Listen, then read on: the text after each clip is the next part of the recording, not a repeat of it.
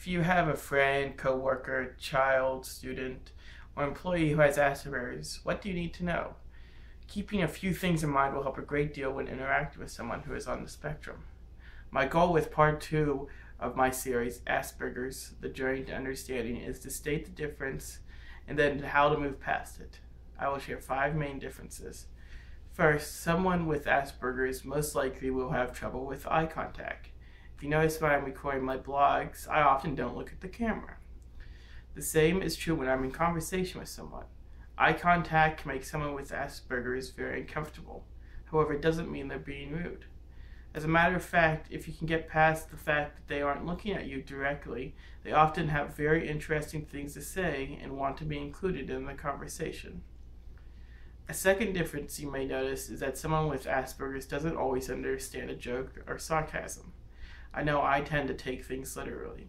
It's one of the reasons why being around people, like during my work as a realtor, can be very tiring.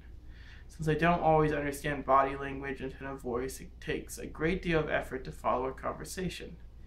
One of the important things a friend, employer, or parent of someone with Asperger's can do is to understand that when you retreat to a quiet place, it's because we need time to recharge. A third difference is the challenge to overcome a change in routine or expectations.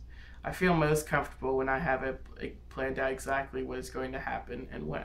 Any abrupt changes are difficult for me to adapt to. Sometimes if I encounter a new situation or one I'm not sure how to handle, I feel panicky.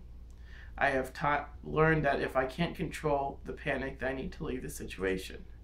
One of the best ways to handle this situation is to let the friend with Asperger's calm down on their own. Definitely do not force him or her to stay in the situation that is causing the panic or meltdown. That would be a huge mistake. Next, avoid this in the future by being very clear in expectations of what will be happening in any given situation. A fourth difference is understanding personal space. Sometimes I have been told I stand too close or I stand too far away. I may hug someone but may not like if someone hugs me. It's important to understand that someone with Asperger's is uncomfortable with social interactions but wants to be sociable. For a parent, teacher, or employer, social skills training can model the social skills that will make social interaction easier.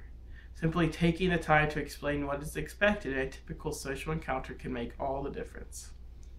A fifth difference is sensory sensitivity. I have very sensitive hearing, smell, touch, and taste. Babies crying, the smell of bananas, and the texture of mashed potatoes are all very disturbing.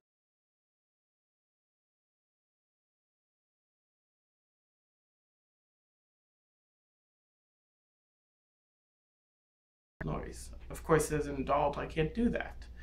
But again, it would be best not to force a child with sensory issues to eat a particular food or do things such as a hug when they're relatively reluctant.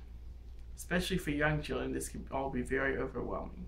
I hope these 5 points will help you the next time you interact with someone with Asperger's. Don't forget we're people just like everyone else, and understand that we're just wired differently can make all the difference.